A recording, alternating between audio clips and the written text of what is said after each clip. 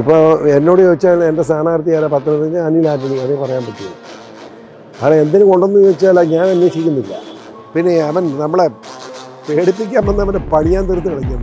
ഈ അനിൽ ആന്റണിയുടെ പേരൊന്നും വന്നിട്ടേ ഇല്ല, പിന്നെ എങ്ങനെ അയാളെ ഒരു സ്ഥാനാർത്ഥിയാക്കി? അതാണ് ഇതിനകത്തെ ക്വസ്റ്റ്യൻ. റാസ്കൽ എന്ന് ആരെങ്കിലും വിളിച്ച് എന്തോന്ന് വിളി കേട്ടുകൊണ്ട് ഓടി വരുന്ന ഒരു വൃത്തികെട്ടവനായാലും. ഞാൻ സീറ്റ് ചോദിച്ചില്ല, പിന്നെ എങ്ങനെ എനിക്ക് സീറ്റ് കിട്ടണമെന്ന് പറയുന്നു. കേരളത്തിൽ വലിയ ഒരു ക്രിസ്ത്യൻ മൂവ്മെൻറ്റ് BJPയോടൊപ്പം ഉണ്ടാകേണ്ടതായിരുന്നു. അത് ഈ പത്തനംതിട്ട സ്ഥാനാർത്ഥി നിശ്ചയത്തോടുകൂടി തകർന്നു പോയി എന്നുള്ളത് സത്യമാണ്. പത്തനംതിട്ട ഐസക്കിന് എന്താ കാര്യം? പൂച്ചയ്ക്ക് എന്താ പൊന്നൊരുക്കുന്നിടത്ത് കാര്യം? പക്ഷെ നല്ല മന്ത്രികളെ കാണിച്ച വൃത്തികേടെന്ന് വെച്ചാൽ 4.5 ലക്ഷം കോടി രൂപ കടമാക്കിക്കാറുണ്ട്. അപ്പോൾ പിന്നെ അവൻ്റെ കാര്യം നടക്കണ്ടേ? അവനെങ്ങനെ പറഞ്ഞാൽ കൊണ്ടുനടന്ന് കാണും. ഒരു സീമയുടെ കാര്യമില്ല നന്ദകുമാർ പറഞ്ഞു. അതുകൊണ്ടൊരു 30 സീമമാരുടെ കാര്യം ഞാൻ പറയും. ഈ ഐസക്ക് അവളെ ചവിട്ടി അമേരിക്ക വിട്ടതാണോ, അവളെ ചവിട്ടി ഐസക്കിനെ തിരുവനന്തപുരത്ത് വിട്ടതാണോ എന്ന് ഉറപ്പില്ല. ശ്വാനം ചന്തയ്ക്ക് പോയെന്നുള്ള ഐസക്കിൻ്റെ സ്വഭാവം കൊണ്ട് പറഞ്ഞു. ഐസക്ക് അങ്ങനെ നാണം കെട്ട വർത്താനൊക്കെ പറയാതിരിക്കും നല്ലത്. ഞാനും ഐസക്കുണ്ട്. ഐസക്കിൻ്റെ കാലം ഇങ്ങനെ മുട്ട പിടിച്ചുകൊണ്ട് പൊന്ന് PC എന്നെ ഊത്തിരിക്കണ്ടെന്ന് പറഞ്ഞു. സ്റ്റാർട്ടിങ്ങിൽ നമ്മുടെ സിനിമയുടെ ഇന്നലെ സുരേഷ് ഗോപി അത് കഴിഞ്ഞ് കുറേ മണ്ടത്തരങ്ങൾ പുള്ളി പറഞ്ഞു. ആ മണ്ടത്തരമെല്ലാം വെള്ളത്തിലാക്കി. ഇഷ്ടമുള്ള ദാനം ചെയ്യാൻ അവകാശമില്ല. അയാൾ എന്തിനാ ഈ സ്വർണ്ണമെന്ന് പറയാൻ പോയി? സ്വർണ്ണമെന്ന് പറഞ്ഞുകൊണ്ടല്ലേ ചെമ്പാന്ന് കണ്ടുപിടിച്ച്. സുരേഷ് ഗോപി അത്യാവശ്യമുണ്ട് ഞാൻ വരാം എന്നാണ് പറഞ്ഞു. അപ്പോൾ അത് അയാൾ പറഞ്ഞ മറുപടി ഇവിടെ പരസ്യമായിട്ട് പറഞ്ഞത് അങ്ങനെ അപമാനിക്കണം ചെയ്യലേ, എല്ലാം എൻ്റെ പുറകെ വന്നു എന്നാണ് പുള്ളി പറയുന്നത്. പിന്നെ അങ്ങനെ ചിന്തിക്കുന്ന ഒരു സിനിമാക്കാരനോട് വർത്തമാനം പറയുന്നത്. ഞാനിങ്ങോട്ട് വരുവാണെന്ന് പോകേണ്ട ആ ഗതികളൊന്നും എനിക്കില്ല. ഞാനങ്ങനെ ഒരുത്തൻ്റെ ഔദാര്യം പറ്റി ജീവിക്കുന്നവനല്ല. രാഷ്ട്രീയ പ്രവർത്തകൻ അല്ലല്ലോ അയാൾ. ഞാൻ പറഞ്ഞു അയാൾ ഒരു സിനിമാക്കാരനാണ്. പക്ഷേ ഇപ്പം സുരേഷ് ഗോപി ഇനിയെങ്കിലും മര്യാദയ്ക്ക് ഇറങ്ങി നടന്നാൽ അയാൾക്ക് ജയിക്കാൻ പറ്റുമെന്ന് വിചാരം. അയാൾക്ക് ഇറങ്ങണം. സത്യത്തിൽ ഹിന്ദുക്കളുടെ ക്ഷേത്രമല്ലേ, ഹിന്ദു ക്ഷേത്രങ്ങൾ മുഴുവൻ ഹിന്ദുക്ക് വിട്ടുകൊടുക്കണം.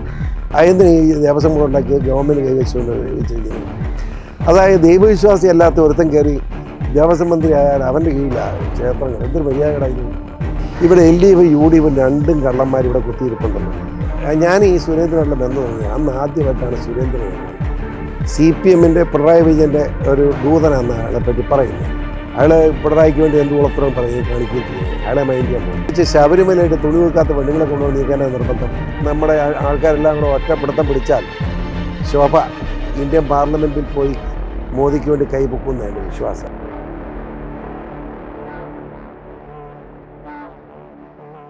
അതായത് ഞങ്ങളെല്ലാം വളരെ പ്രതീക്ഷയോടെ കാത്തിരുന്നായിരുന്നു അങ്ങയുടെ സീറ്റ് എന്ന് പറയുന്നത്. അങ്ങയാണ് ഇവിടെ സ്ഥാനാർത്ഥി എന്നായിരുന്നു പത്തനംതിട്ടയിൽ നിന്നുള്ള BJP പ്രവർത്തകരടക്കം ഞങ്ങളോട് പറഞ്ഞു. ഇപ്പോൾ എന്ത് പറ്റി താങ്കൾക്ക്? ഒന്നും പറ്റിയില്ലെന്നുള്ള പ്രത്യേകത. ഞാൻ സീറ്റ് ചോദിച്ചില്ല, പിന്നെ എങ്ങനെ എനിക്ക് സീറ്റ് കിട്ടണമെന്ന് പറയുന്നത്? ഞാൻ സീറ്റ് ചോദിച്ചിട്ടില്ല. പിന്നെ ഇവിടെ ഒരു പാർട്ടി പ്രവർത്തകർ അഭിപ്രായം ചോദിച്ചപ്പോൾ മുഴുവൻ പേരും PCR എന്ന് പറഞ്ഞു എന്ന് അങ്ങനെ ഒരു പ്രശ്നമുണ്ട്. അത് ഞാൻ മനസ്സിലാക്കിയിരുന്നു. എന്നോട് നിർബന്ധിച്ചിരുന്ന പാർട്ടി. ഞാനും ഒരു ടെൻഷനിലായിരുന്നു. നിൽക്കണം എന്ന് പാർട്ടി പറഞ്ഞാൽ കേൾക്കേണ്ടി വരും. കാരണം പിന്നെ പാർട്ടി മെമ്പർഷിപ്പ് പോളിസിക്ക് പാർട്ടി നിൽക്കാൻ പറഞ്ഞ് നിൽക്കാതിരിക്കാൻ പറ്റിയാണ്. പക്ഷേ ദൈവാനുഗ്രഹം പാർട്ടി എന്നോട് നിൽക്കാൻ പറഞ്ഞു. അതുകൊണ്ട് ഞാൻ രക്ഷപ്പെട്ടു. ഇപ്പോൾ ഒരു തർക്കമില്ലാതെ എനിക്ക് സ്വസ്ഥമായി ജീവിക്കാൻ കഴിയുന്നുണ്ട്. ഇത് വളരെ നന്നായി എന്ന് എൻ്റെ അഭിപ്രായം. അതായത് താങ്കളെക്കുറിച്ച് തോമസ് ഐസക്ക് പറഞ്ഞിരിക്കുന്നത് പട്ടി ചന്തയ്ക്ക് പോയ പോലെ BJP പോയി അവസാനം മോദി വന്നപ്പോൾ പ്രസംഗിക്കാൻ പോലും സമ്മതിക്കാതെ ഇറക്കി വിട്ടു എന്ന് ആണ് ആക്ഷേപം. എന്താണ് അങ്ങേക്ക് തോമസ് ഐസക്ക്? ഐസക്കല്ലേ പറഞ്ഞു. ഐസക്ക് പറഞ്ഞ സാരമില്ല. അവന് ആരാന്ന് നിങ്ങൾക്കറിയോ? ഞാനും അവനോട് ഒരുമിച്ച് തേവരക്കുളയിലുണ്ടായിരുന്നു. ഇവൻ തേവരക്കുള PhD പഠിക്കുമ്പോൾ ഞാൻ ഡിഗ്രി BSc ഫിസിക്സ് പഠിക്കുക. ഇവനെ പാവം ജീവിക്കാൻ മാർക്കിടാത്തൊരു സാമ്പത്തികം ഒന്നും ഇല്ലാത്തൊരുത്തനായിരുന്നു. അവിടുന്ന് അവൻ KSUവിൻ്റെ വലിയ പ്രവർത്തകനാണ്, വലിയ ചൂടൻ പ്രവർത്തകൻ. ഇപ്പോൾ അവൻ CPM അതാണ്. CPMൻ്റെ കേന്ദ്ര കമ്മിറ്റി. ഇവനൊക്കെ രാഷ്ട്രീയം പോകുന്ന പോക്ക് എങ്ങനെയാണെന്ന് കമ്മ്യൂണിസ്റ്റ് ആയത് എങ്ങനെയാണെന്നറിയോ? ഞാൻ അങ്ങനെ രാഷ്ട്രീയം കളിച്ചവനല്ല. ഇത് കഴിഞ്ഞ് അവൻ PhD കഴിഞ്ഞിട്ട് അവന് ഡിഗ്രിക്ക് പോകാൻ പണം വേണ്ടേ? അപ്പം മാരേജ് സ്കൂൾ അഡ്മിഷൻ കിട്ടുമല്ലോ, മാർക്കുണ്ട്. പക്ഷേ ഈ കോസ്മോപൊളിറ്റൻ ഹോസ്റ്റലുണ്ട് അവിടെ. ഏതവനും അവിടെ കയറി താമസിക്കും. ആരും ചോദ്യം ചെയ്യാനുള്ള കാശും കൊടുക്കണ്ട. അത് പാവപ്പെട്ട SC/ST പിള്ളേർക്കുള്ളതാണ്.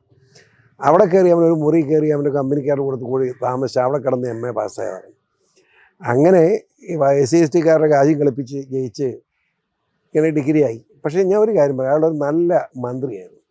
പക്ഷെ നല്ല മന്ത്രികളെ കാണിച്ച വൃത്തികേടെന്ന് വെച്ചാൽ 4.5 ലക്ഷം കോടി രൂപ കടമാക്കി കേരളം. ഉമ്മൻചാണ്ടി ആകുമ്പോൾ 1 ലക്ഷം കോടിയേ ഉള്ളൂ.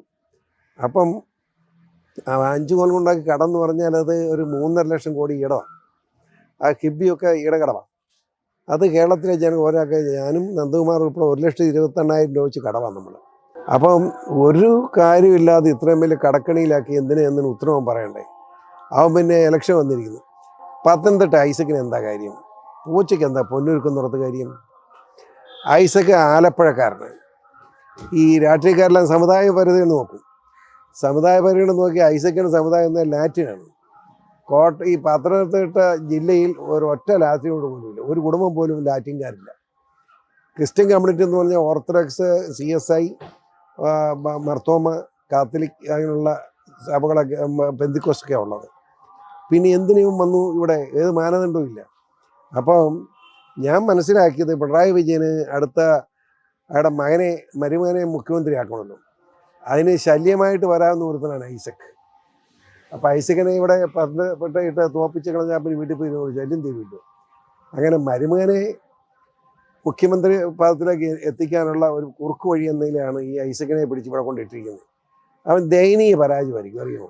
അതായത് അദ്ദേഹത്തെ തെരുവിൽ വെച്ച് ജനങ്ങൾ നേരിടുമെന്നാണ് താങ്കൾ പറഞ്ഞത്. അതിനെക്കുറിച്ചും അദ്ദേഹം വളരെ വയലന്റ് ആയിട്ടാണ് പറഞ്ഞിരിക്കുന്നത്. ആരാണ് PC ജോർജ് പറയാൻ? ഞാൻ അയാളെ തെരുവ് വെച്ച് നേരിടും ഞാൻ പറഞ്ഞിട്ടില്ലല്ലോ. പിന്നെ അയാൾ അങ്ങനെ ജനങ്ങൾ നേരിടും, ജനങ്ങൾ തല്ലുവോ? തല്ലും എന്ന് ഞാൻ പറഞ്ഞില്ല, ഒരിടത്തും പറഞ്ഞിട്ടില്ല. എനിക്ക് അതിന് പേര് കൂടെ പറഞ്ഞ കാര്യമില്ല. അതിന് ഞാൻ അങ്ങനെയൊക്കെ പറയുന്നത്. അതായത് അദ്ദേഹം 4,00,000 കോടി രൂപ കാശ് കടമെടുത്തു, കൊണ്ടാകുന്ന മനുഷ്യൻ വഴക്കുണ്ടാക്കുമെന്ന് ഞാൻ പറഞ്ഞു. അതിപ്പോഴും ആ സ്റ്റാൻഡിലാണ് നിൽക്കുന്നത്. അതിൽ ഐസക്ക് വിഷമിക്കേണ്ട കാര്യമൊന്നുമില്ല. ആ ഐസക്ക് ഇങ്ങനെ ചാനലുകാർ നിങ്ങളോട് ചോദിച്ചോണ്ടല്ലേ റൗഡിസം പറഞ്ഞല്ലോ. അവിടെ ഓർത്തഡോക്സ് സഭയുടെ യോഗത്തിന് വലിയ മീറ്റിംഗ് ആയിരുന്നു കോട്ടയത്ത്. ഞാനും ഐസക്കുണ്ട്. ഐസക്കിൻ്റെ കാലം ഇങ്ങനെ മുട്ട പിടിച്ചുകൊണ്ട് പൊന്ന് PC എന്നെ ഉദ്ധരിക്കില്ലെന്ന് പറഞ്ഞു.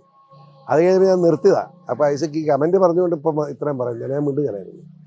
എനിക്കിപ്പോൾ എന്താ കാല് പിടിച്ചു എന്നാണ് പറയുന്നത് എന്ന് ഞാൻ പറഞ്ഞു. 2 മുട്ടയിൽ ഇങ്ങനെ പിടിച്ച് അല്ല ഊത്തിരിക്കരുതെന്ന് അയാൾ പറഞ്ഞു. അപ്പം ഞാൻ എന്തിനാ അയാളെ ഊത്തിരിക്കും? എനിക്ക് എന്ത് കാര്യം? ഒന്നുമില്ല, ഞങ്ങൾ ഒരു കോളേജിലെങ്കിലും ഒരുമിച്ച് പഠിച്ചവരല്ലേ. ഒരു പാവപ്പെട്ടൻ ഇപ്പം ദൈവത്തിൻ്റെ അനുഗ്രഹം കൊണ്ട് അയാൾ പഠിച്ച് നല്ല നിലയിലെത്തി 5 കൊല്ലം കാലത്തിന് മന്ത്രിയായി നടന്ന ആളല്ലേ. ആളെങ്ങനെയാണ് ജയിച്ച് പൊക്കോട്ടെന്ന് എൻ്റെ മനസ്സിൽ ജയിക്കും നോക്കും, അവരുടെ ഇഷ്ടം. ഞാൻ അഭിപ്രായമേ പറഞ്ഞിട്ടില്ല. പിന്നെ അവൻ നമ്മളെ പേടിപ്പിക്കാൻ വന്നവനെ പണിയാൻ തീർത്ത് കളഞ്ഞു, ഞാൻ പറഞ്ഞേക്കാം. എനിക്ക് ഇനിയോട് പലതും ക്ഷമിക്കാം. എന്നിരുന്നാലും ജനങ്ങൾ അറിയണ്ടേ സത്യാവസ്ഥ? എല്ലാം ഒന്നും ജനങ്ങൾ അതായത് പ്ലാനിംഗ് ബോർഡിൽ പ്രവർത്തിക്കുന്ന സമയത്ത് ഒരു സീമ എന്ന് പറയുന്ന ഒരു ആളെ കൊണ്ടുവരികയും അവിടെ മലയാള അധ്യാപികയെ കൊണ്ടുവന്ന് പ്ലാനിംഗ് ബോർഡ് സ്ഥാപിക്കും. പിന്നെ അവരുടെ വീട്ടിൽ ആയിരുന്നു താമസിച്ചത്, രാത്രി കാലങ്ങൾ അവിടെ സ്ഥിരമായിട്ടുണ്ടായിരുന്നു എന്നുള്ള കാര്യം. അല്ല, അങ്ങനെ ഈ നന്ദകുമാർ ഒരു മനുഷ്യനെ പറ്റി അങ്ങനെ വേണ്ട കാര്യം. അവനൊരു മനുഷ്യനല്ലേ. അവൻ്റെ ഭാര്യ ഇവനെ ഇട്ടയച്ച് കാനഡയ്ക്ക് പോയി, അമേരിക്കക്ക് പോയി, പിള്ളേരെ കൊണ്ടുപോയി. അപ്പോൾ പിന്നെ അവൻ്റെ കാര്യം നടക്കണ്ടേ? അവനങ്ങനെ പലരെ കൊണ്ടുവന്ന് കാണും. ഒരു സീമയുടെ കാര്യമില്ല നന്ദകുമാർ പറഞ്ഞത്. അതുകൊണ്ടൊരു 30 സീമമാരെ കാര്യം ഞാൻ പറയാം. എനിക്കറിയാമല്ലോ, ഞാൻ അതൊന്നും പറയാൻ ആഗ്രഹിക്കില്ല. അവൻ്റെ ഹ്യൂമൻ നെസസിറ്റി അവനെ ചോട്ടും, ഞാൻ ഇടപെടുന്നില്ല. അല്ല, അത് സമ്മതിച്ചു. പക്ഷേ സ്വന്തം ഭാര്യയെ ചവിട്ടി പുറത്താക്കി കുട്ടികളെ അമേരിക്കയിലേക്ക് പറഞ്ഞയച്ച ഒരാളാണ്. അമേരിക്കൻ സാമ്രാജ്യത്തിനെതിരെ പോരാടുന്ന ആളാണ്. എനിക്കൊരു സംശയം, ഈ ഐസക്ക് അവളെ ചവിട്ടി അമേരിക്ക വിട്ടതാണോ, അവള് ചവിട്ടി ഐസക്കിനെ തിരുവനന്തപുരത്ത് വിട്ടതാണോ എന്ന് എനിക്ക് ഉറപ്പില്ല. ഏതായാലും ഇവൻ പറഞ്ഞാൽ കേൾക്കല ഉറപ്പാണ്. ഇത് പെണ്ണുക്ക് സ്വാതന്ത്ര്യം, സ്ത്രീകൾക്ക് സ്വാതന്ത്ര്യം ഇല്ല തന്നെ. അവളവിടെ കയ്യിൽ നോക്കി പോയി, പിള്ളേരെ കൊണ്ടുപോയി. പിള്ളേരെങ്കിലും ഇവന് കൊടുക്കണ്ടേ? പിള്ളേർ നിയമനിച്ച് തള്ളക്കില്ല വാശ, അവൾ കൊണ്ടുപോയി. അവനൊരു നിരാശനാ കാര്യത്തിലൊക്കെയാണ് എൻ്റെ അഭിപ്രായം. അതുകൊണ്ട് അവനിങ്ങനെ ഈ സീമമാരെയും ആരെങ്കിലും എനിക്കറിയത്തില്ല ഏതെന്ന് കേട്ടോ കൊണ്ടു നടക്കുന്നത് എനിക്ക് ഉത്തരവാദിത്വമുണ്ട്. ഞാനോടും പറഞ്ഞിട്ടുണ്ട് എന്നത് മൂന്നാർക്ക് വരാൻ വേണ്ടിയിട്ട് അശോഭന ഇതറിയും പറഞ്ഞിട്ടുണ്ട്. പിന്നെ നമുക്ക് തന്നെ കേട്ടോ, ഞാനതിനൊന്നും ഇടപെടുന്നില്ലേ. അതുപോലെ മനുഷ്യൻ്റെ വ്യക്തിപരമായ കാര്യമില്ല, ഞാൻ കക്ഷിയാകുന്നില്ല. അല്ല, എന്തായാലും തോമസ് ഐസക്ക് നമ്മൾ ആ കാര്യം വിടുക, അത് അദ്ദേഹത്തിന്റെ വ്യക്തിപരമായ കാര്യമാണ്. അയാൾ കല്യാണം കഴിക്കാതിരിക്കുക, ഭാര്യ ഇതാക്കിയൊക്കെ ആവട്ടെ.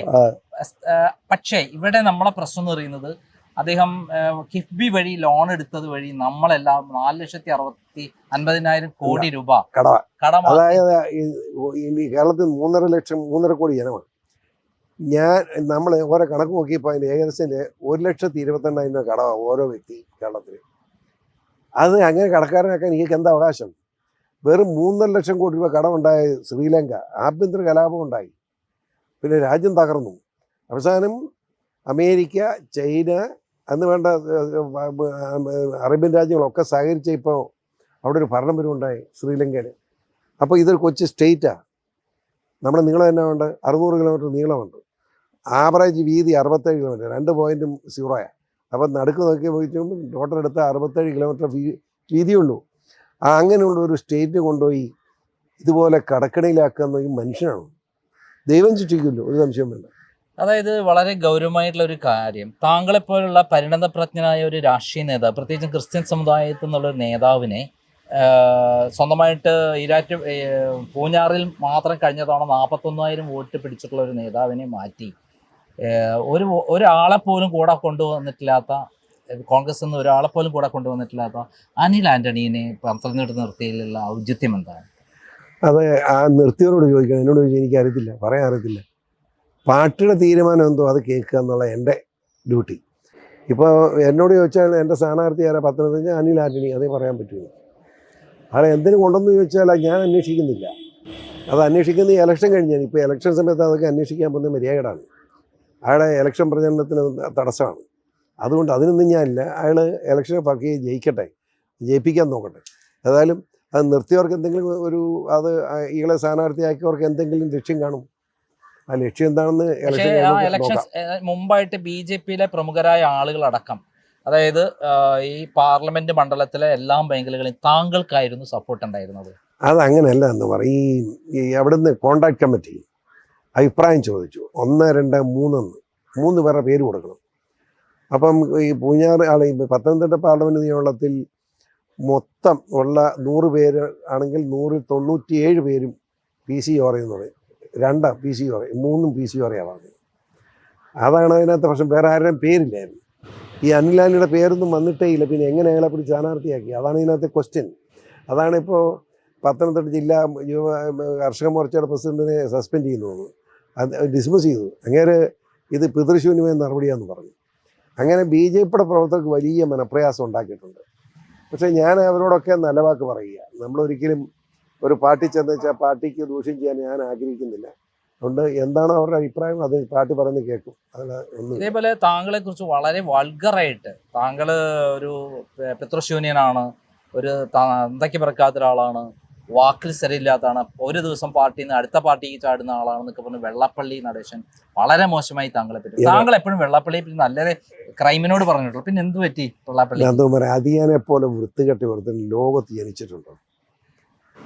റാസ്കൽ എന്ന് ആരെങ്കിലും വിളിച്ച് എന്തോന്ന് വിളി കേട്ടുകൊണ്ട് ഓടി വരുന്ന ഒരു വൃത്തികെട്ടവനാണ് അയാളെപ്പറ്റി ഒന്നും പറയാൻ ഞാൻ ആഗ്രഹിക്കുന്നില്ല. അയാൾ CPM ആണെന്നാണ് പറയുന്നത്. CPM-ൻ്റെ പിണറായി വിജയൻ്റെ ഒരു ദൂതനാണെന്ന് അയാളെപ്പറ്റി പറയുന്നത്. അയാളുടെ മകൻ BJP ആണ്. BJP അല്ല, BDS. അപ്പോൾ പിന്നെ അപ്പനും മകനും എന്നുള്ള ബന്ധമുള്ള ഈ രാഷ്ട്രീയമായിട്ട് അവരൊന്നും ഒരു ബന്ധവുമില്ല. മകൻ തുഷാർ വെള്ളാപ്പള്ളി BDS-ൻ്റെ സ്ഥാനാർത്ഥിയുടെ കോട്ടയം നിൽക്കുക. പിന്നെ തന്തയെ പറ്റി ഭർത്താൻ പറയുന്നത് തന്ത എന്നെ കാണിക്കട്ടെ, അയാൾ വീരദോഷിയാണെന്ന് എല്ലാവർക്കും അറിയാമെന്ന്.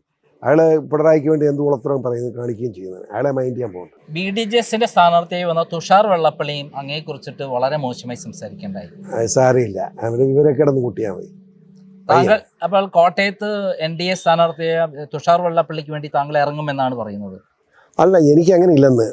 പാർട്ടിയിൽ നിന്ന് ഞാനിപ്പം 21-ാം തീയതി ഞാനിപ്പോൾ കോഴിക്കോട്ടാണ് ഇലക്ഷൻ കൺവെൻഷൻ ഉദ്ഘാടനം ചെയ്യണം. 22-ാം തീയതി കണ്ണൂർ ഇലക്ഷൻ കൺവെൻഷൻ ഞാനാണ് പങ്കെടുക്കുന്നത്. അങ്ങനെ എല്ലായിടത്തും ഇപ്പോൾ ആലപ്പുഴ വിളിച്ച് ഞാൻ ഡേറ്റ് മാറ്റി കൊടുത്തിരിക്കുക. എല്ലായിടത്തും പോകും. അപ്പം കോട്ടയത്ത് എന്നെ വിളിക്കുന്നതനുസരിച്ച് പോകുന്നത്. അല്ലാതെ ഞാനിങ്ങോട്ട് വരുവാണെന്ന് പോകേണ്ട ആ ഗതികളൊന്നും എനിക്കില്ല. ഞാനങ്ങനെ ഒരുത്തൻ്റെ ഔദാര്യം പറ്റി ജീവിക്കുന്നവനല്ല. എൻ്റെ രാഷ്ട്രീയം BJP ആണെന്നുള്ളൂ. അല്ല, എൻ്റെ വ്യക്തിത്വം ഞാൻ ഒരുത്തൻ്റെ വീട്ടിൽ കൊണ്ട് പണയം വെച്ചിട്ടില്ല. എൻ്റെ ആവശ്യം എനിക്കില്ല. ഇവൻ്റെ ഒന്നും പണം എനിക്ക് ആവശ്യമില്ല. ഞാൻ എൻ്റെ കാരണന്മാരുണ്ടാക്കുന്ന സ്വത്ത് കൊണ്ട് ജീവിക്കുന്നവനാണ്. രാഷ്ട്രീയത്തിലും പണം ഉണ്ടാക്കാൻ ജീവിതത്തെ ഉണ്ടാക്കാൻ ഉദ്ദേശിക്കുന്നില്ല. ആ നിലയ്ക്ക് ഇവൻ്റെ ഒന്നും കാലെ പിടിക്കാൻ എന്നെ കിട്ടുകയില്ല. ആരുടെയും ഇന്നയാളെന്നല്ല, ഒരുത്തൻ്റെയും കാലെ പിടിക്കുന്ന പ്രശ്നമില്ല. എൻ്റെ വ്യക്തിത്വം നിലനിർത്തി ഞാൻ മുന്നോട്ട് പോകും. ഇപ്പോൾ ഏത് നിയോജകമണ്ഡലത്തിൽ എവിടെയൊക്കെ പ്രസംഗിക്കണം എന്ന് തീരുമാനിക്കുന്നത് പാർട്ടിയാണ്. പാർട്ടിയുടെ നിർദ്ദേശം കിട്ടി അതനുസരിച്ച് ഞാൻ പ്രവർത്തിക്കും. ഈ ശോഭാ സുരേന്ദ്രനെ കുറിച്ച് അങ്ങയുടെ അഭിപ്രായം എന്താണ്? ഇത്രയും വ്യക്തിത്വമുള്ള ഒരു നല്ല മഹിളയാണ്, നല്ല സ്ത്രീയാണ്, മാന്യയായ കുടുംബിനിയാണ്, നല്ല സ്ത്രീ. അവരെയൊക്കെ പാർലമെൻറ്റിൽ വിടാൻ കഴിയണം എന്നുള്ള അഭിപ്രായക്കാരാണ്. പക്ഷേ ജയിക്കുമെന്ന് അറിയത്തില്ല. അവർ അവിടെ ആലപ്പുഴ സ്ഥാനാർത്ഥിയപ്പോഴത്തേന് അവിടെ വേണുഗോപാലിനെ കൊണ്ട് ചാടിച്ചിരിക്കുക. ആ സ്ത്രീയോടുള്ള ഒരു വൈരാഗ്യമേ ഒന്ന് ആലോചിച്ച്.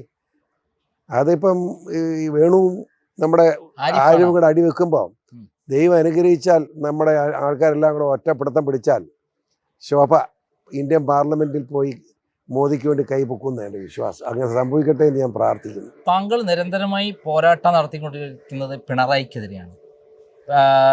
അദ്ദേഹത്തെക്കുറിച്ചുള്ള ആരോപണങ്ങൾ ദിവസം കടുപ്പിക്കുന്നുണ്ട്. പക്ഷെ അദ്ദേഹത്തിന് ഒന്നും സംഭവിക്കുന്നില്ലല്ലോ. ദുഷ്ടനെ പന പോലെ വളർത്തുന്നത് മനസ്സിലായില്ലേ? ഈ പന പോലെ വളർന്നു നിൽക്കുമ്പോൾ ഒറ്റ ദിവസം കൊണ്ട് എല്ലാം കൂടെ തകർന്നു വീഴും. നോക്കിയോ, താമസമില്ല, അതുപോലെ തകർന്നു വീഴും. അതായത് വർഷങ്ങളായിട്ട് ഇത് പറഞ്ഞുകൊണ്ടിരിക്കുന്നു. BJP-യിൽ താങ്കൾ ചേർന്നപ്പോൾ താങ്കളുടെ മകൻ ഷോൺ ജോർജ്, ഇന്ന് കേരളത്തിൽ എല്ലാവരും ആകാംക്ഷയോടെ ഉറ്റുനോക്കിയ ഒരു കേസാണ് SFIO അന്വേഷണം. അതായത് പിണറായിയും പിണറായിയുടെ മകളും കരിമണൽ കർത്തവ്യമെന്ന് 40,000 കോടി രൂപയുടെ അഴിമതിയാണ്. അതെ, അതിൽ പണം വാങ്ങി എന്ന് കൃത്യമായിട്ട് തെളിവുകൾ അടക്കം വന്നിട്ടും ഈ നിമിഷം വരെ തൊടാൻ പറ്റിയിട്ടില്ല. അത് പേടിക്കണ്ട, അത് പിടിച്ചേ പറ്റൂ. കാരണം എന്താണെന്ന് ചോദിച്ചാൽ പിടുത്തം വീഴും. ക്ലിയർ എവിഡൻസ് ആണ് എന്ന് പറയാം. ആ കേസ് ഞാൻ നോക്കി. ഞാൻ ഈ മാൻ കേസ് കൊടുത്തപ്പോൾ എനിക്കറിയില്ലായിരുന്നു. ആ കേസിൻ്റെ വിധിയെല്ലാം വന്നു കഴിഞ്ഞ് ഞാൻ BJP ചേർന്നത്. അത് കഴിഞ്ഞാണ് ഞാൻ ചേർന്നുകൊണ്ട് അവനും BJP. ഇപ്പോൾ എന്നെയൊക്കെ കൂടുതൽ BJP അവനാണ്. ഇവിടെ നമ്മുടെ പത്തനംതിട്ടൊക്കെ പ്രസംഗിച്ചത് ഷോണാണല്ലോ, ഞാനല്ല. അങ്ങനെ ഒരു നല്ല പ്രവർത്തിച്ച് മുമ്പോട്ട് പോവാണ്. ഞാനിപ്പോൾ ആ കേസ് സംബന്ധമായി എന്ത് വില കടിച്ചോ ആർക്കും തടയാൻ. അത് ഒരുത്തരുടെ ഔദാര്യം ആവശ്യമില്ല. ഹൈക്കോടതി ഉള്ളിടത്തോളം കാലം അതിന് പിണറായിയും മകളും ശിക്ഷപ്പെട്ടേ പറ്റൂ. അതേപോലെ ഈ സ്വർണ്ണക്കള്ളക്കടത്തിലേക്ക് താങ്കൾ ആഞ്ഞടിച്ചിരുന്നു, പക്ഷെ ഒന്നും സംഭവിച്ചു. ഒരു ചോദ്യം ചെയ്യാൻ പോലും വിളിച്ചിട്ടില്ല. സാറില്ലെന്ന് ഇതൊക്കെ ഞാൻ പറഞ്ഞില്ല. ദുഷ്ടനെ പന പോലെ വളർത്തും. പന പോലെ വളർന്ന് നിൽക്കുക. ഇപ്പോൾ വീഴും, നോക്കിയോ, വീണോളും. അപ്പൊ താങ്കളുടെ അറിവ് വിവരം വെച്ചിട്ട് ഇപ്പം പ്രകാശ് ജാവേദ്കർ അങ്ങേ വന്ന് ഇവിടെ സന്ദർശിച്ചു എന്നുള്ള വിവരമാണ് എനിക്കുള്ളത്. എന്തുമാത്രം താങ്കൾക്ക് എല്ലാ കാര്യങ്ങളും ഒരു ഉറപ്പ് കിട്ടിയിട്ടുണ്ടാവും? അത് ഞാനും അദ്ദേഹമായിട്ട് നടത്തിയ ചർച്ച എന്താണെന്ന് പുറത്തു പറയാൻ പറ്റില്ലല്ലോ. പക്ഷെ വളരെ സന്തോഷകരവും വളരെ പോസിറ്റീവായ ചർച്ചയാണ് നടന്നത്. അങ്ങേര് പറഞ്ഞ എല്ലാം ഞാൻ കേട്ടു, ഞാൻ പറഞ്ഞ അങ്ങേരും കേട്ടു. മൊത്തമായി കേരളത്തിൽ നമുക്കിവിടെ സംഭവിച്ചതെന്ന് വെച്ചാൽ പത്തനംതിട്ട സീറ്റിൻ്റെ പ്രശ്നത്തിൽ അന്യാൻ്റെ വന്ന് കുഴപ്പമൊന്നുമില്ല. ഞാൻ പത്തനംതിട്ട സ്ഥാനാർത്ഥിയാണ് എന്നതിൽ 20ഓളം ബിഷപ്പന്മാർ നിലയ്ക്കൽ കൂടി ആലോചിക്കുകയും ഒരു ക്രിസ്ത്യൻ ലീഡറായിട്ട് വളർന്നു വരികയാണ് ജോർജ്. അതുകൊണ്ട് ജോർജിനെ സപ്പോർട്ട് ചെയ്യുന്ന BJPക്ക് അനുകൂലമായി 19 നിയോജക മണ്ഡലത്തിലും 50,000 വോട്ട് വെച്ച് കൊടുക്കണം BJPയുടെ സ്ഥാനാർത്ഥി ആരാണെങ്കിലും എന്ന് തീരുമാനിക്കുകയും ചെയ്ത് പിരിഞ്ഞതാണ്. അതിൻ്റെ രണ്ടാം പൊക്കമാണ് നമ്മൾ സ്ഥാനാർത്ഥിയിലെന്ന്. അതോടെ അതെല്ലാം പിരിഞ്ഞുപോയി. കേരളത്തിൽ വലിയ ഒരു ക്രിസ്ത്യൻ മൂവ്മെൻറ്റ് BJPയോടൊപ്പം ഉണ്ടാകേണ്ടതായിരുന്നു. അത് ഈ പത്തനംതിട്ട സ്ഥാനാർത്ഥി നിശ്ചയത്തോടുകൂടി തകർന്നു പോയി എന്നുള്ളത് സത്യമാണ്. പക്ഷേ ഇനി എങ്ങനെ അത് നേരെയാക്കി എടുക്കാൻ കഴിയുമെന്നുള്ളതിനെപ്പറ്റി ഞങ്ങൾ ചർച്ച ചെയ്തുകൊണ്ടിരിക്കുകയാണ്. നോക്കട്ടെ, ഇലക്ഷൻ കഴിഞ്ഞ കാര്യത്തിൽ ഞാൻ ഇടപെടും. അതായത് കേരളത്തിൽ BJPക്ക് അനുകൂലമായിട്ടുള്ള ക്രിസ്ത്യൻ മൂവ്മെന്റ് ഉണ്ടായ സന്ദർഭത്തിൽ ഈ കേരളത്തിലൊരു സീറ്റ് വിജയിപ്പിക്കാൻ വേണ്ടി കഷ്ടപ്പെടുന്ന കേന്ദ്ര നേതൃത്വം ഇങ്ങനെ ഒരു തലതിരിഞ്ഞ തീരുമാനം എടുക്കാൻ കാരണം എന്താണ്? ആരാണ് അതിന് പിന്നിൽ? എനിക്കറിയില്ല. അറിയില്ലാത്ത കാര്യം ഞാൻ എങ്ങനെ പറയും? എനിക്കറിയത്തില്ല. താങ്കൾ പിണറായി വിജയന്റെ പേര് നേരത്തെ പറഞ്ഞിരുന്നു. അയാളൊരു കളിയുണ്ട്. അയാളും പിന്നെ ഞാൻ നേരത്തെ പറഞ്ഞ ഒരു റാസ്കൽ ഉണ്ടല്ലോ, അതെല്ലാം കൂടി ഒരു കളി നടത്തുന്നതാണ് ഞാൻ കേട്ടായിരുന്നു. ഡൽഹി പോയി കിടപ്പൊക്കെ ഉണ്ടായിരുന്നു. എനിക്കറിയത്തില്ല. അത് അവർക്ക് തന്നെ ഇതിനകത്ത് കാര്യം. ഞാൻ BJPയുടെ അവർക്ക് തന്നെ അത് ആർക്കറിയാം? എനിക്കിതിനെ പറ്റി പറയാൻ അറിയില്ല. അറിയില്ലാത്ത കാര്യം ഞാൻ എങ്ങനെ പറയും? അതാ. താങ്കൾ വന്നത് BJPക്കുള്ളിൽ വലിയ ആവേശം സൃഷ്ടിച്ചു എന്നുള്ള കാര്യം നമുക്ക് എല്ലാവർക്കും അറിയുന്ന കാര്യമാണ്. അങ്ങനെ നിൽക്കുമ്പോൾ ഈ കേരളത്തിൽ ഇത്തരത്തിലുള്ള തലതിരിഞ്ഞ് തീരുമാനം എടുക്കുമ്പോൾ പാർട്ടിയെ ബാധിക്കില്ലേ? അത് ബാധിച്ചിരിക്കുന്നു, സംശയം വേണ്ട.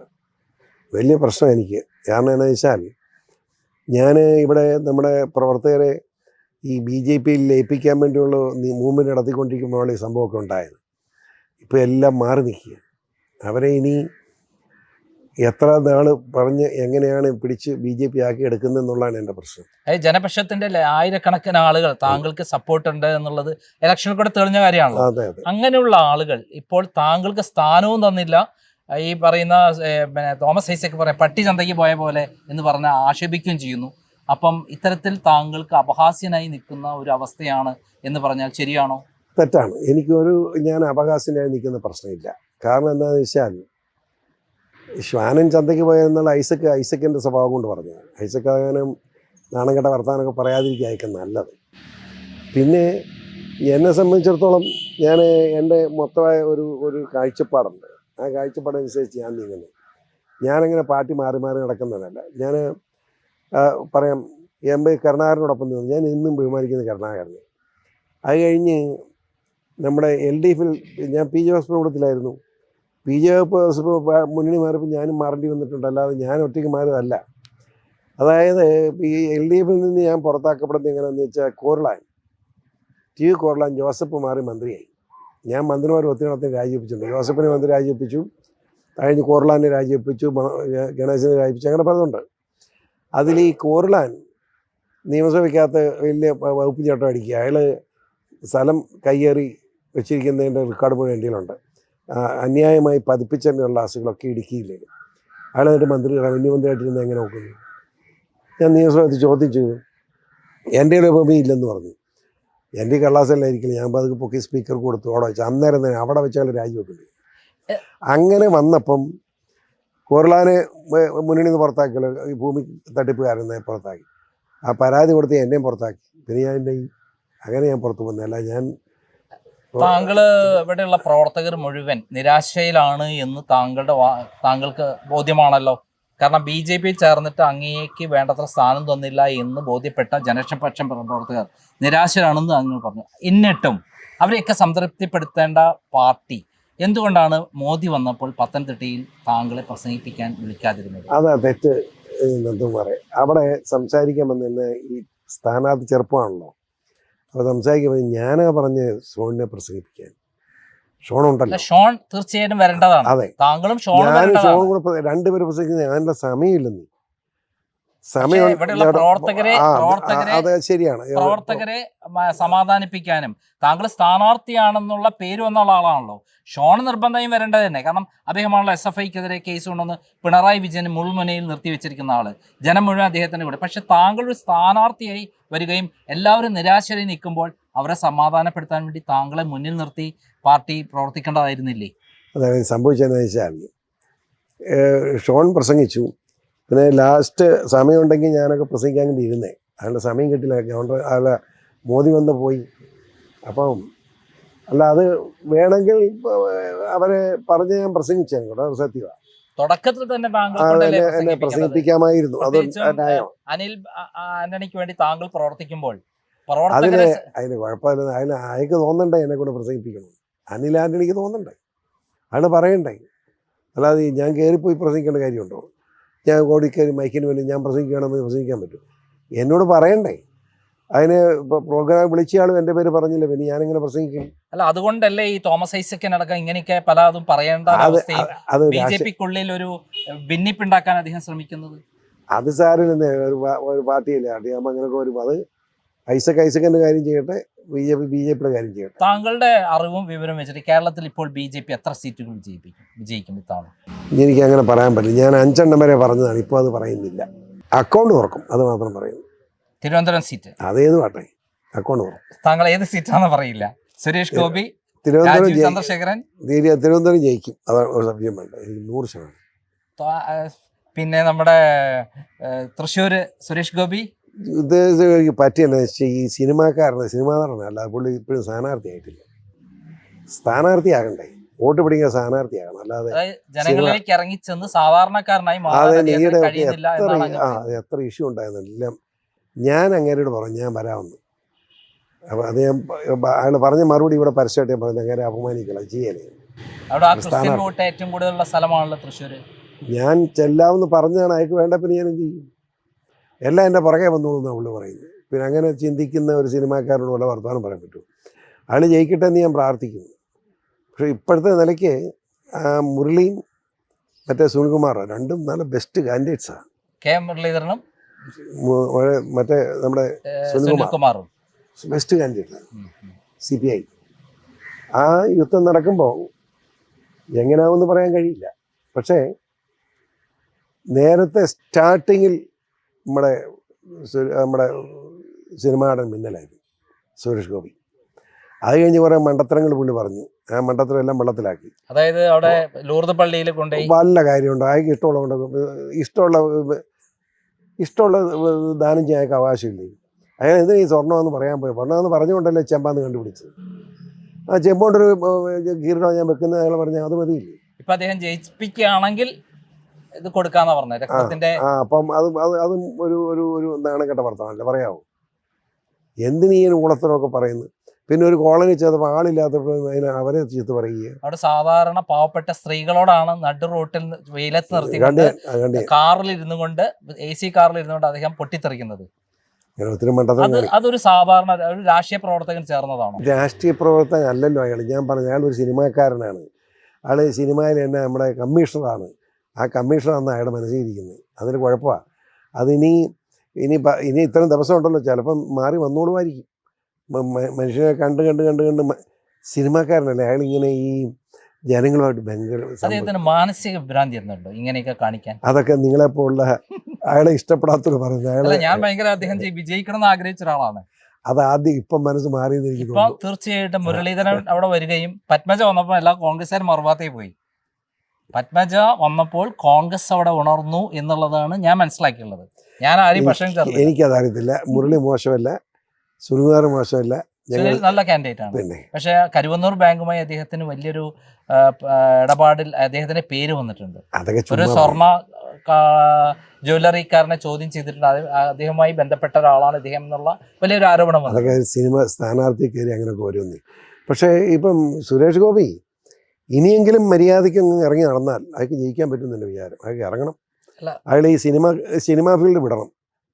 സിനിമ വിട്ടിട്ട് ഞാനൊരു സ്ഥാനാർത്ഥിയാണെന്ന് പറഞ്ഞ് ഇറങ്ങിയാൽ ഇനിയും ജയിക്കുന്നതിൻ്റെ. അല്ല, എൻ്റെ മനസ്സിലാവാത്തൊരു കാര്യം, തൃശ്ശൂരിൽ ഇത്രയും ക്രിസ്ത്യൻ വോട്ടുകളുള്ള സ്ഥലത്ത് PC ജോർജിനെ പോലെ ക്രിസ്ത്യൻ സഭകളുമായി അടുത്ത ബന്ധമുള്ള ഒരാൾ വരണ്ട എന്ന് അദ്ദേഹം പറയണമെങ്കിൽ അദ്ദേഹം രാഷ്ട്രീയം പഠിച്ചിട്ടില്ല എന്നുള്ളതല്ലേ മനസ്സിലാക്കണം? അതല്ല ഞാൻ പറഞ്ഞത്.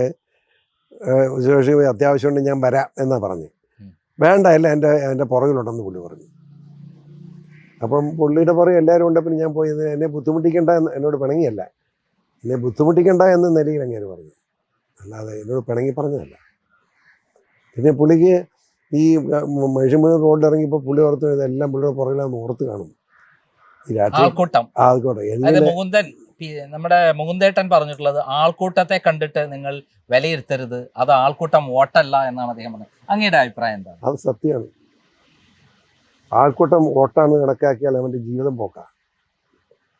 ആൾക്കൂട്ടത്തിൽ സിന്ദാബാദ് വിളിക്കുക എത്ര ഉണ്ടെന്ന് നോക്കണം. ആൾക്കൂട്ടത്തിൽ സിന്ദാബാദ് കൈയടി, നമ്മൾ സംസാരിക്കും കൈയടിക്കുന്നത് നോക്കണം. ഇതൊക്കെ പല മാനദണ്ഡമുണ്ട്. അതനുസരിച്ച് അതിനെ വിലയിരുത്താൻ.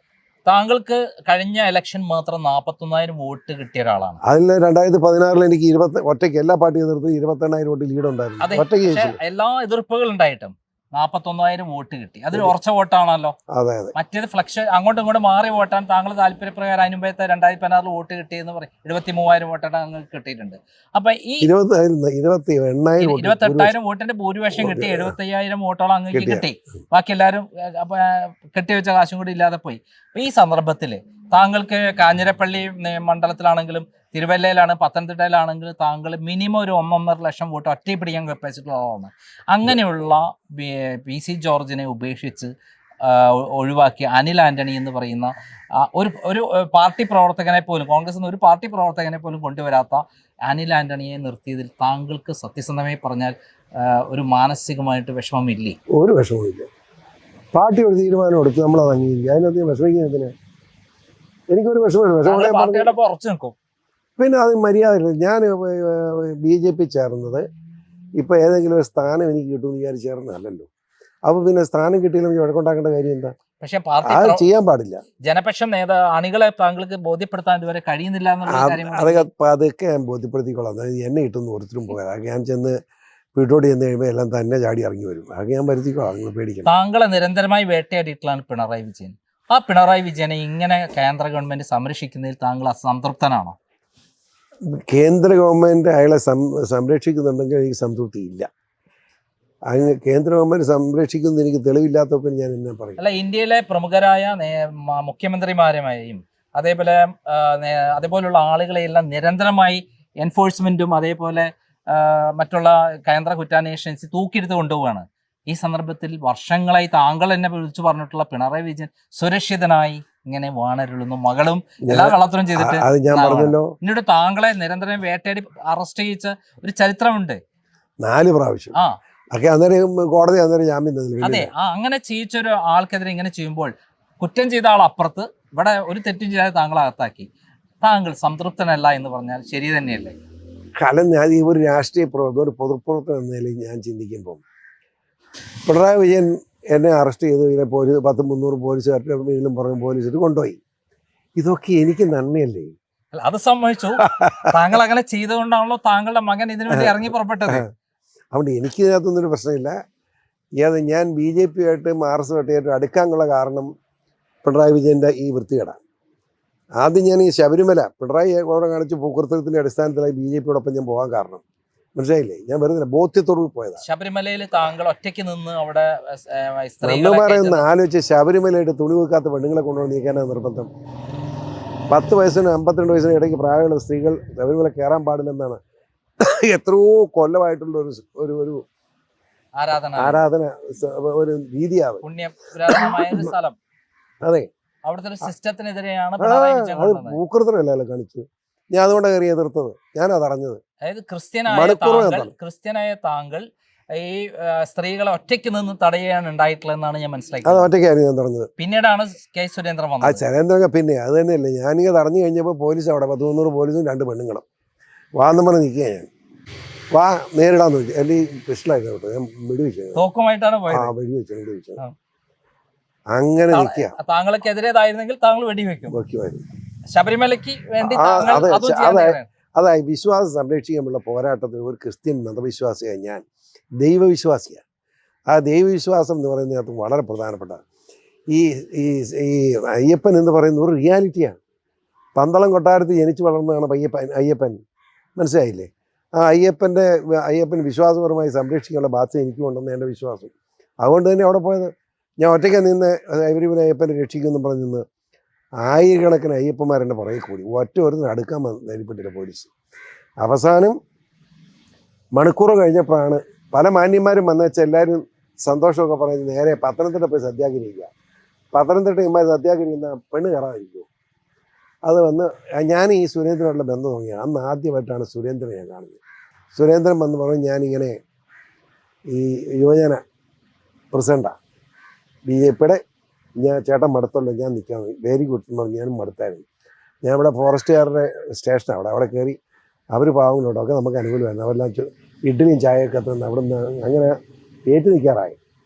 അത് ഞാനാ ചെയ്തത് 100% ശരി. അതുകൊണ്ടാണ്. അതിപ്പോൾ ഞാൻ പറയാമല്ലോ, എന്നെ ആദ്യം പിണറായി വിജയൻ അറസ്റ്റ് ചെയ്തെന്ന് പറഞ്ഞാൽ ഹിന്ദു മഹാസമ്മേളനത്തിൽ ഹിന്ദു വർഗീയത പറഞ്ഞത്. ഹിന്ദു മഹാസമ്മേളനത്തിൽ പിന്നെ ഹിന്ദുക്കളെ പറ്റി മോശം പറഞ്ഞു. തിരുവനന്തപുരം ഹിന്ദു മഹാസമ്മേളനം എല്ലാ കൊല്ലവും ഉണ്ട്. ആ ഒരു കൊല്ലം അതിൻ്റെ ഉദ്ഘാടകൻ ഞാനായിരുന്നു. ഞാൻ അന്ന് ഹിന്ദു ഉണരണം, അതായത് ഹിന്ദുക്കൾ പ്രസംഗിക്കുന്നതിനേക്കാളും മേന്മയോടെ തീവ്രതയോടെ ഹിന്ദുക്കൾക്ക് വേണ്ടി താങ്കൾ വാദിച്ചു എന്നുള്ളതാണ് പിണറായി വിജയൻ പറഞ്ഞത്. അത് അയക്കനാന്ന് പറയാൻ എനിക്ക് അതിന് സ്വാതന്ത്ര്യമില്ലേ? അതായത് ഹിന്ദുക്കളെ ഞാൻ അതുമായി മനസ്സിലാക്കണം. ഹിന്ദു എന്ന് പറയുമ്പോൾ പാവങ്ങൾ ഒരിക്കലും യോജിപ്പില്ല. അവർ ക്ഷേത്രത്തിൽ ചെല്ലുന്നു, തൊഴുന്നു, വല്ല കാണിക്കിടുന്നു, സ്ഥലം വിടുന്നു, പ്രസാദം മേടിക്കുന്നു. എന്നാൽ അവിടെ കൂടാലോചനയൊന്നും ഇല്ലല്ലോ. പാവങ്ങൾ പോവുക. ക്രിസ്ത്യൻ പള്ളിയിലാണെങ്കിലും പള്ളിയിൽ ചെന്ന് കുർബാന അടിച്ച് വിശ്വാസികൾ അവിടെ ഒരു കൂട്ടവും കൈക്കാരന്മാരൊക്കെ ഉണ്ട്, ഒരു സംവിധാനമുണ്ട്. ഹിന്ദുവിന് ഇതൊന്നുമില്ല. മുസ്ലിമാനൊക്കെ പള്ളി 5 നേരം നിസ്കാരം അവരെല്ലാം ഗൂഢാലോചന നടത്തി എന്നുവെച്ചാൽ ഒരു ആലോചനയാണ്. ഗൂഢാലോചനയല്ല, ആലോചന നടക്കുക. ആലോചന അടിസ്ഥാനത്തിൽ അവർ തീരുമാനമെടുത്ത് മുന്നോട്ട് പോവുക. ഹിന്ദുവിന് മാത്രം ഒന്നുമില്ല. ഇതെന്താ കാര്യം എന്ന് ചോദിച്ചാൽ സത്യത്തിൽ ഹിന്ദുക്കളുടെ ക്ഷേത്രമല്ലേ, ഹിന്ദു ക്ഷേത്രങ്ങൾ മുഴുവൻ ഹിന്ദുക്ക് വിട്ടുകൊടുക്കണ്ടേ? അതെന്തിനാ ഈ ദേവസ്വം കൂടെ ഉണ്ടാക്കി ഗവൺമെൻറ് കൈവച്ചുകൊണ്ട് വെച്ചിരിക്കുന്നത്? അതായത് ദൈവവിശ്വാസി അല്ലാത്ത ഒരുത്തൻ കയറി ദേവസ്വം മന്ത്രി ആയാൽ അവൻ്റെ കീഴിലാണ് ക്ഷേത്രങ്ങൾ. എന്തൊരു മര്യാദകളാണ് ഇത്? അതായത് എങ്ങനെ സംഭവിച്ചതെന്ന് വെച്ചാൽ ക്ഷേത്രങ്ങൾ മുഴുവൻ അന്ന് രാജകുടുംബത്തിൻ്റെ രാജകുടുംബമായിരുന്നു ഇതിൻ്റെ എല്ലാം ഒരു ഉസ്താദുമാർ. അങ്ങനെ ഇരിക്കുമ്പോൾ അത് ജനാധിപത്യ ഗവൺമെൻറ്റിലേക്ക് വന്നു. അപ്പം സ്വാഭാവികമായിട്ട് ക്ഷേത്രങ്ങളും ഗവൺമെൻറ്റിലേക്ക് വന്നു. മാന്യതയുള്ള ഗവൺമെൻറ്റാണ് അതെല്ലാം വിശ്വാസികളെ ഏൽപ്പിക്കണ്ടേ? ഞാൻ വളരെ ശക്തമായിട്ട് എന്നതിന് അവസരം കിട്ടുന്നത് അന്ന് ഞാനാണ് അത് ചെയ്യും, ഒരു സംശയം വേണ്ട. ഹിന്ദുവിൻ്റെ ക്ഷേത്രം ഹിന്ദുക്കളെ ഏൽപ്പിക്കണം, അതതിൻ്റെ മര്യാദ. അതായത് ഇത്തവണ ലോക്സഭാ ഇലക്ഷനിൽ ആര് വിജയിക്കും? അത് വോട്ട് കിട്ടുന്നവർ ജയിക്കും. വോട്ട് കിട്ടുന്നവർ ജയിക്കാന്ന് പറഞ്ഞാൽ താങ്കൾ BJP പ്രവർത്തകനാണിപ്പോൾ. മോദിയുടെ ഞാൻ കേന്ദ്രത്തിൽ മോദി വരുവാൻ സംശയമൊന്നും വേണ്ടെന്ന്. അതാ ഞാൻ ചോദിച്ചത്. അയ്യോ. കേന്ദ്രത്തിൽ കേന്ദ്രത്തിൽ ഒരു 400ഓളം സീറ്റുമായിട്ട് ഈ അധികാരത്തിൽ വരും. BJP പ്ലസ് സഖ്യകക്ഷികൾ അധികാരത്തിൽ വരും. താങ്കൾ 100% മോദിയോടൊപ്പം നിൽക്കുന്ന ഒരാളായിട്ടാണ് ഞാൻ മനസ്സിലാക്കിയത്. അതെ, മോദിയെ അമിതമായിട്ട് താങ്കൾ താല്പര്യപ്പെടുന്നു, മോദിയോടൊപ്പം നിൽക്കണം എന്ന് താല്പര്യപ്പെടുന്നു. താങ്കൾ ഡൽഹിയിൽ പോയി അതുകൊണ്ട് മോദിയോടൊപ്പം ചേർന്നതും അതാണ് എന്നാണ് ഞാൻ മനസ്സിലാക്കിയത്. അതെ. എന്താ നന്ദി പറയാം എന്താണെന്ന് ചോദിച്ചാൽ, ഈ 1947 മുതൽ ഇന്ന് വരെയുള്ള ചരിത്രം എടുത്ത് നോക്കി, 1957 മുതൽ കേരളത്തിന് ചരിത്രം എടുത്ത് നോക്കി, ഇവരെല്ലാം എന്താ ചെയ്തത്? ഈ 10 വർഷത്തെ മോദിയുടെ ഭരണം എടുത്ത് നോക്കി കമ്പയർ ചെയ്യണം. ഇവിടെ LDF UDF രണ്ടും കള്ളന്മാർ ഇവിടെ കുത്തിയിരിപ്പുണ്ടല്ലോ. ഇതുപോലെ കടവാക്കി നാശത്തിൽ നിൽക്കുകയുള്ളൂ. റേഷൻ പോലും കൊടുക്കാൻ പറ്റാത്ത നിലയായി. സാമൂഹ്യക്ഷേമ പെൻഷൻ ഇപ്പോൾ 5 മാസത്തെ ഇനിയും കൊടുക്കാനുണ്ട്. ഏതാ പാവങ്ങളെ 7 മാസം 7 മാസം 1 മാസത്തെ കൊടുത്തെന്നാണ്. അങ്ങനെ ഇത്രയും ഗതികെട്ടവന്മാരായിട്ട് ഭരണം നടത്തുമ്പോൾ നമ്മൾ എന്തുകൊണ്ട് ഇതിനെതിരായിട്ട് ശബ്ദിക്കുന്നില്ല എന്ന് എൻ്റെ ചോദ്യം. ഇവിടെ മോദി നല്ല സുന്ദരമായിട്ട് രാജ്യം ഭരിക്കുന്നില്ലേ? അങ്ങേരുടെ കൂടത്തിൽ കൂടിയാൽ പോലെ ഇതിനൊക്കെ പരിഹാരം അങ്ങനെ ഉണ്ടാക്കി തരികയില്ല. അതിന് പകരം ഈ CPM എന്നും പറയുകയാണെന്ന് എന്താ കിട്ടാൻ? നിർത്തണം. കേരളത്തിലെ മലയാളികൾ ചർച്ച നിർത്തണം എന്ന് എൻ്റെ അഭിപ്രായം. ഈ പോക്ക് അപകടമാണ്. ഈ പിണറായി വിജയനെയും മകളെയും കുടുംബത്തെയും ജയിലിൽ കാണാമെന്നാണ് താങ്കൾ പറഞ്ഞത്. താങ്കളുടെ ജീവിതകാലം അങ്ങനെ ഒരു സ്വപ്നം നടക്കുമോ? നടക്കും. 100% നടക്കും. നോക്കിയാൽ അതിന് ശേഷമായിരിക്കുള്ളൂ. സംശയം എന്താ? ഉറപ്പാണ്. ഉറപ്പ്. അപ്പൊ നമുക്ക് നിർത്താം. ഇത്തവണ PC ജോർജിന്റെ സ്വപ്നം സഫലമാകട്ടെ എന്ന് മാത്രം ആശംസിക്കുന്നു. അദ്ദേഹത്തിന് എല്ലാ വിജയാശംസകളും നേരുന്നു. ഇവിടെ അവസാനിക്കുന്നില്ല. PC ജോർജ് ഒരു അമൃത് പോലെയാണ്. അതൊന്ന് എടുത്താലും തീരില്ല. അതുകൊണ്ട് നമുക്ക് അടുത്ത ഇന്റർവ്യൂ വരെ കാത്തിരിക്കുക. നന്ദി, നമസ്കാരം. നമസ്കാരം.